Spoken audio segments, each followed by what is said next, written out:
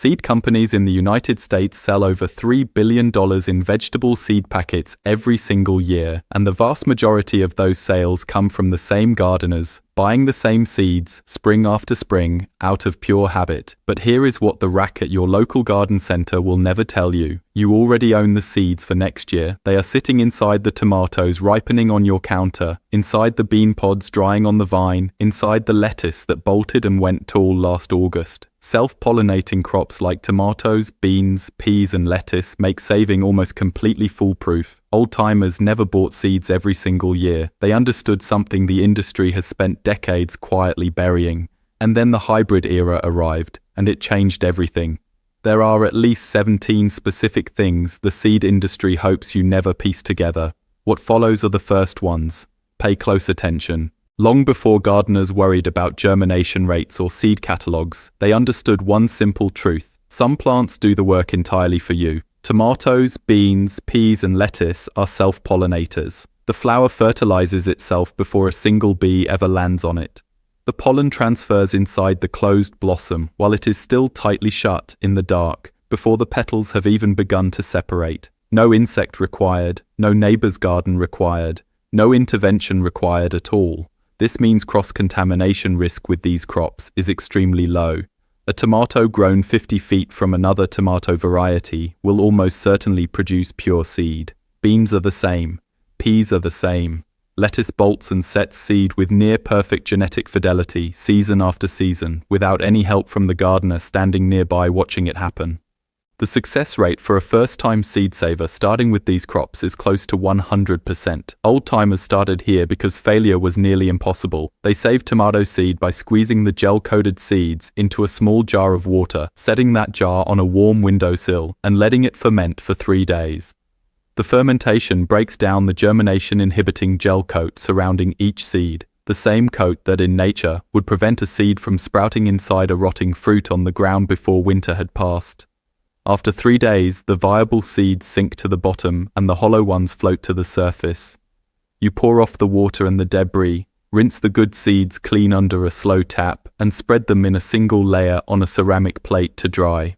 Not paper towels. Paper towels bond to the seeds as they dry, and you end up tearing them apart, trying to separate them, ruining the very seeds you worked to save. A ceramic plate, a warm room with good air circulation, 2 full weeks of drying time before you even think about putting them into storage. That was the entire process. No special equipment, no laboratory, no investment beyond the fruit you were already growing and would have eaten anyway. Some old-timers kept the jar on the back of the stove where the pilot light kept the temperature steady at around 70 degrees, just warm enough to encourage the fermentation without cooking the seeds. They checked it each morning, tilting the jar toward the window light to watch the white mold bloom across the surface, a thin papery film that told them the process was working correctly. When the mold covered the top and the good seeds had settled firmly to the bottom, they knew it was time. They poured the whole jar through a fine mesh strainer over the sink, rinsed it under cold running water until the water ran clear, then tapped the seeds out onto the ceramic plate in a single layer, spreading them with a fingertip so none were touching. They set the plate near the window where air moved through the room. They left it there for 2 weeks without touching it. At the end of those 2 weeks, they tried to bend a seed between 2 fingers. If it bent, it needed more time. If it snapped cleanly, it was ready for the envelope. Seed packets never mention any of this. There is no asterisk on the back of the packet that reads, "By the way, you can save these seeds forever and never buy this variety again." That information would kill repeat sales. The business model depends entirely on you coming back next spring, standing at the same rack, reaching for the same packet, handing over the same $5 without a second thought. But the biology was never complicated. It was always this simple. The industry did not make it complicated. It just made sure you never thought to ask. Now picture a kitchen garden in rural Pennsylvania. The year is 1887. A farmer named Jacob pulls a handful of dried tomato seeds from a paper envelope his grandmother labeled in pencil 30 years earlier. The handwriting is faded at the edges. The paper is soft at the folds from being handled every spring. He holds the envelope up to the window light and counts the seeds inside, enough for 2 rows. He plants them in May, pressing each one a 1/4 inch into soil. He has already worked fine with a rake. The surface as smooth as cornmeal, the furrows drawn with the edge of a board. They germinate in 10 days. He watches the first one push through the crust on a Tuesday morning, the seed coat still clinging to the tip of the first leaf like a tiny hat. They grow through the summer heat, staked with strips of torn cotton shirt, and produce the same deep red, heavily ribbed fruit his grandmother grew when she was young. He saves the best ones at the end of the season, the largest fruit from the most productive plant, the one that set earliest and showed no blight when the neighbor's garden struggled in the wet August. He cuts that fruit open over a tin plate and squeezes the seeds into a jar of water. He sets the jar on the windowsill above the kitchen sink. He waits 3 days. He rinses the seeds, spreads them on the same tin plate near the stove, and lets them dry through October, while the wood heat fills the kitchen, and the smell of drying tomato seed mixes with the smell of curing onions hanging from the rafters. His daughter saves hers the following decade. Her son saves his after that. The variety does not drift. It does not collapse. It does not suddenly produce something unrecognizable. It breeds true, generation after generation, because that is precisely what open-pollinated genetics do. The genetic code is stable. The traits are fixed. Save the seed, plant the seed, get the same plant. Every single time. This is the foundational principle of seed saving, and it is the one the modern seed industry most needs you to forget. Open-pollinated simply means the plant was pollinated naturally, by wind, by insects, or by its own flower, and the resulting seed will produce offspring genetically identical to the parent. Heirloom varieties are a subset of open-pollinated seeds. They are varieties that have been passed down through generations, proven in real gardens under real conditions, selected year after year by real gardeners who kept the best and discarded the rest. Brandywine tomato, Cherokee purple, mortgage lifter, dragon tongue bean. These names exist because someone, somewhere, saved seed long enough for the variety to earn a reputation across communities and decades. That reputation is not marketing. It is not a brand. It is encoded in the genetics themselves, and that genetics is yours to keep the moment you plant the seed and let it go to fruit. Here is what the seed companies do not advertise. Every open-pollinated variety they sell to you, they originally sourced from exactly this process. Someone grew it. Someone saved it. Someone stabilized it over years of careful selection, roguing out the weak plants in June before they could contribute pollen, marking the standouts with a stake and a piece of ribbon, drying the seed in the fall and planting it again in the spring. The company packaged it, labeled it, and sold it back to you at a markup. The seed inside that packet is not proprietary. It is not locked. It is not a one-time use product. Plant it, save from your best fruit, dry it properly, store it correctly in a sealed glass jar in a cool and dark location, and you own that variety permanently.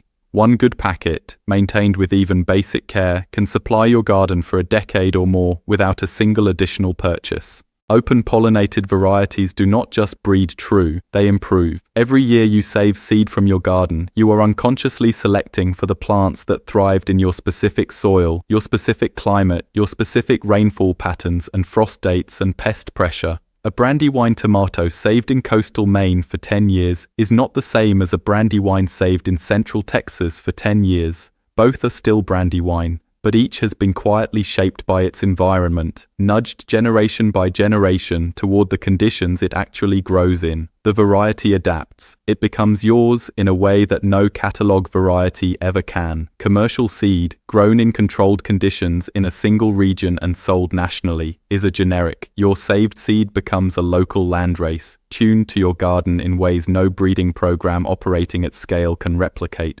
The University of Maine Cooperative Extension documented this effect in dry bean populations. Farmers who saved seed locally for as few as 5 generations showed measurable improvements in germination rate and disease resistance compared to commercially sourced seed of the same variety, grown under the same conditions.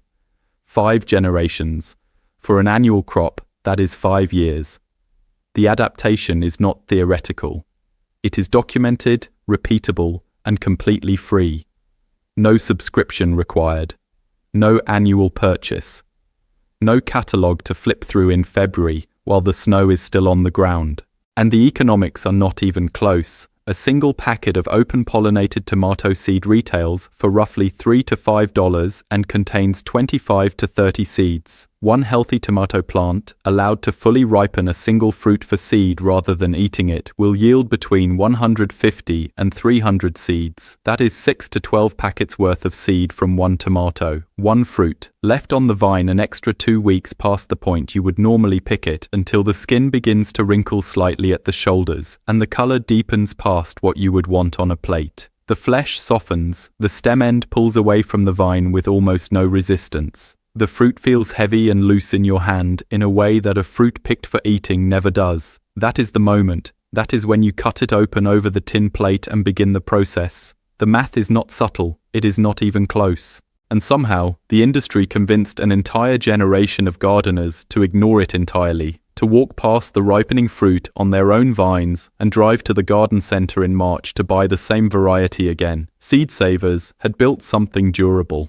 Something self-sustaining, something that transferred knowledge and food security from one generation to the next without any commercial intermediary, and the industry had a problem with that, a very profitable problem. The answer they developed would restructure the entire relationship between gardeners and their seeds. It would make saving seed not just inconvenient, but biologically futile, and most gardeners walked right into it without ever knowing the door had been closed behind them. It is the mid-1970s. American seed catalogs are getting thicker every year. The variety names are changing. Words like hybrid, F1, and improved are appearing next to tomatoes, cucumbers, peppers, squash, and most gardeners have no idea what any of it means. They just see the photographs. Glossy, perfect, uniform. They see the yield numbers printed in bold type next to images of flawless fruit, every tomato the same diameter, every cucumber the same length, every pepper the same blocky shape. They reach for the packet, they pay the price, they go home thinking they have made a smart modern choice. They have not.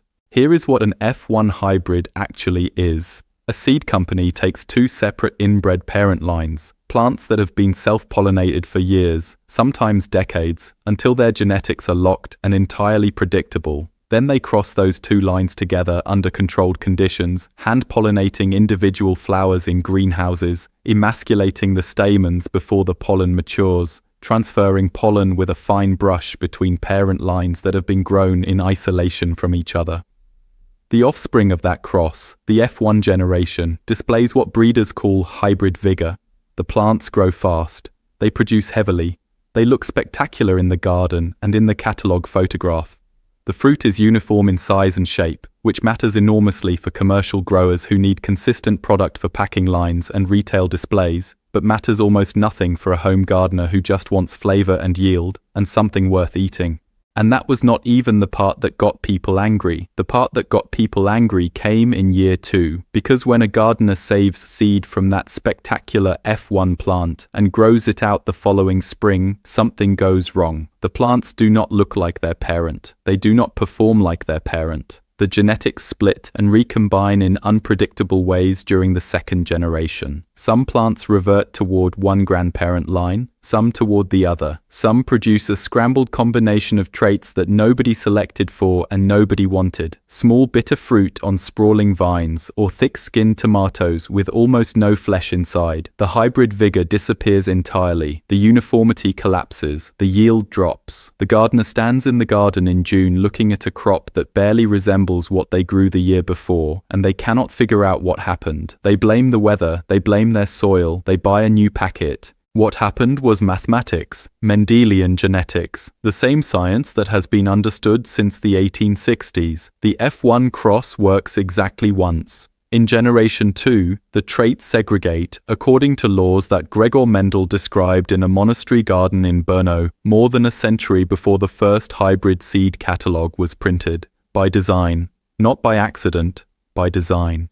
Because what the seed companies understood, and understood very clearly, is that this biological reality created a business model with no ceiling. You cannot save F1 hybrid seed and expect it to perform, which means you must buy new seed every single year, not because the company forces you to, because the plant itself will not cooperate. The dependency is baked into the genetics before the seed ever reaches the packet. The gardener is not locked in by a contract, they are locked in by biology, and that distinction made it nearly impossible to argue against, because there was no villain to point at, no fine print to object to, no policy to overturn. just a plant doing what its genetics required it to do. By the 1980s, hybrid varieties had captured enormous market share. Open-pollinated varieties were being quietly discontinued, one by one, as companies shifted resources toward hybrid development programs, not just because hybrids performed well in trial plots, but because hybrids created guaranteed repeat customers.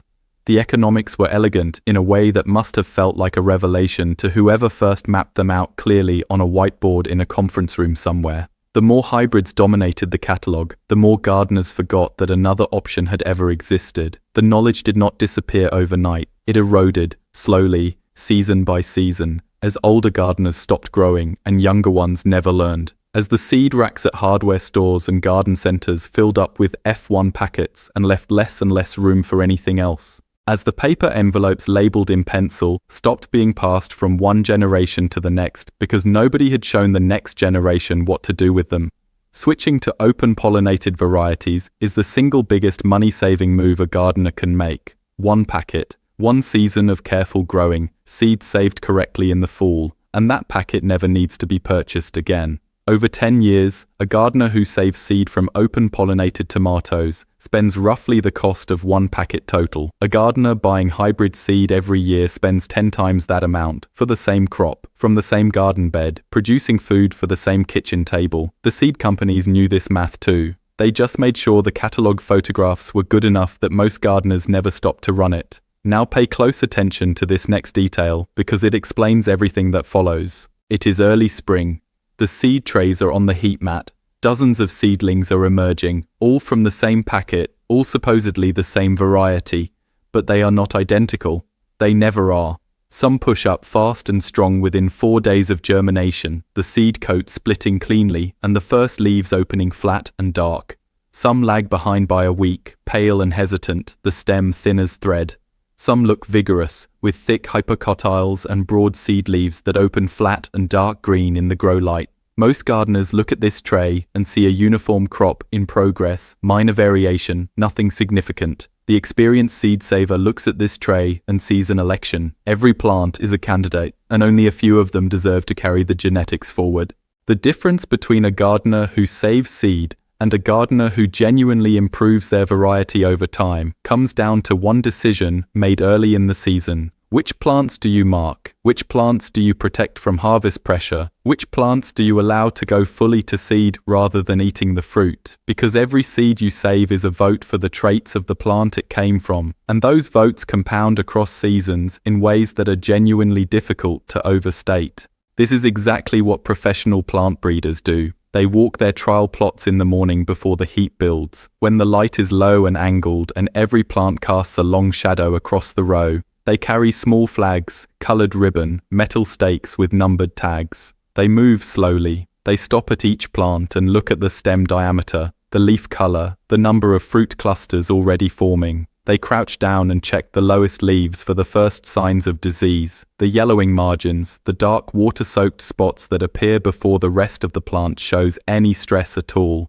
They mark the standouts. They pull the underperformers before those plants can contribute pollen or seed to the next generation, physically removing them from the row so their genetics cannot contaminate the selection. They are not doing anything mystical or technically complex. They are applying consistent selection pressure, season after season, and the variety responds. The home gardener can do the same thing with a wooden stake and a piece of bright ribbon tied at eye level. Here is what you are looking for: the first plant to set fruit in your row, because earliness is heritable and in a short season climate, it is worth more than almost any other trait. The plant that produces the most fruit per square foot of bed space, not the largest individual fruit, but the highest total yield from the same amount of ground. The plant that shows no disease symptoms in late July when its neighbors are showing early blight on the lower leaves, the yellowing and dark lesions creeping upward from the soil, the plant with the best flavor when you cut it open in August, the densest flesh, the fewest seed cavities, the richest color all the way through to the core. These are your candidates. Mark them in June, tie the ribbon, write the date on a stake. Do not wait until September, when you are exhausted from the season and everything looks roughly the same, and you just grab whatever is biggest and closest to the path.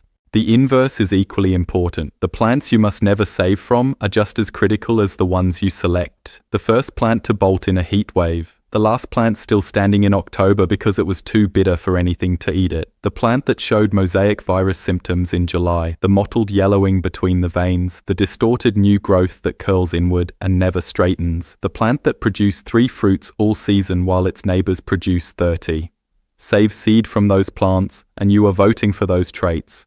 You are selecting for weakness, for susceptibility, for low yield. And the variety will drift in that direction, slowly, invisibly, until 3 seasons later you are standing in the garden in August, wondering why your tomatoes are not as good as they used to be, and assuming it must be the weather. The mechanism is not mysterious, it is just selection. Darwin described it in 1859. Breeders have been applying it deliberately for longer than that. The only question is whether you apply it intentionally or let it happen by accident. Most gardeners let it happen by accident. The seed companies are counting on that. By the 3rd season of deliberate selection, something starts to shift in a way you can actually measure. The plants from saved seed begin to outperform the original commercial packet in your specific conditions. Not dramatically at first. A slightly earlier fruit set, perhaps 4 or 5 days ahead of where the variety started. A slightly higher yield per plant, an extra 3 or 4 tomatoes per cluster. A slightly better response to the particular fungal pressure your garden carries in wet years. The lower leaves staying clean a week longer than they used to. But the gap widens. By season 5, gardeners who have been selecting carefully and consistently report that their saved variety performs noticeably better in their specific garden than anything they can purchase from a catalogue, because it has been adapted to their soil chemistry, their average last frost date, their particular pest pressure, their specific microclimate between the fence and the raised bed, where the heat reflects off the wood in the afternoon and the temperature runs 3 degrees warmer than the rest of the yard. A commercial packet is bred for average conditions across a broad growing region. Your saved seed is bred for your garden specifically. That is not a small distinction. That is the entire distinction. The reckoning for most gardeners comes when they finally run the numbers honestly. A packet of open-pollinated tomato seed costs roughly $3 to $5. From that packet, a careful gardener selects their best 2 or 3 plants for seed saving at the end of the season. Those plants produce hundreds of seeds from a single fully ripened fruit. Stored correctly in a sealed glass jar with a small desiccant packet in a cool, dark location, those seeds remain viable for 4 to 6 years without any measurable drop in germination rate. And each subsequent generation, selected carefully and consistently, improves in the specific ways that matter most in that garden. The initial $3 investment compounds into something with genuine monetary value, and more than that, genetic value specific to one garden, one gardener, one set of conditions that no company can sell back to them at any price. Contrast that with the hybrid model. $3 to $5 per packet every single year for seed that performs well exactly once and cannot be carried forward. Over a decade, the difference is not trivial. It is hundreds of dollars per variety. Across a full kitchen garden growing 6 or 8 vegetables, it is a significant sum that leaves the gardener's hands every spring and arrives in the seed company's account without the gardener ever quite noticing how steady and reliable that transfer has become. It happens in small increments, a few packets in March, a few more in April when the first ones did not include everything on the list. It does not feel like a system, but it is. $6 a year sounds harmless. So did the first hybrid catalog. So did the first quietly discontinued open-pollinated variety. The accumulation is where the damage happens, and by the time most gardeners notice, the varieties they would have saved from are no longer available anywhere. The catalog pages where they used to appear are gone. The company that carried them was acquired. The seed stock was not maintained. The variety exists now only in the collections of the gardeners who never stopped saving, the ones who kept the paper envelopes and the tin plates and the glass jars in the back of the pantry shelf. One plant breeder saw it coming clearly. She told her colleagues in 1978 that the shift to hybrids would eventually produce a generation of gardeners with no seed-saving knowledge and no access to the open-pollinated varieties that made saving possible in the first place. She said it plainly, in a meeting room with fluorescent lights and folding chairs, while someone else was drawing yield curves on a chalkboard. Nobody listened. They were looking at yield data and market projections and the elegant economics of guaranteed repeat customers. They were not thinking about what gets lost when a generation forgets to save the envelope. They were not thinking about the paper going soft at the folds. They were not thinking about the pencil handwriting fading at the edges until it cannot be read anymore. They were thinking about the next catalog cycle, and the next quarter's numbers, and the next hybrid release scheduled for the spring trial plots. The meeting ended. The chalkboard was erased. The yield curves were filed somewhere, and the varieties kept disappearing, one by one, season by season, from the racks and the catalogues, and eventually from the memory of anyone who might have grown them. She was not wrong. What survived is the knowledge that your harvest holds. The seeds inside the best tomato on your counter right now. The bean pods drying on the vine outside. The shells gone papery and pale. The seeds rattling loose inside when you shake the stem. The lettuce that bolted in August and scattered itself across the bed without any help from you at all. The seeds so light they moved on the air from one end of the garden to the other. The biology never changed. The process never became complicated. The only thing that changed was whether anyone told you it was yours to keep.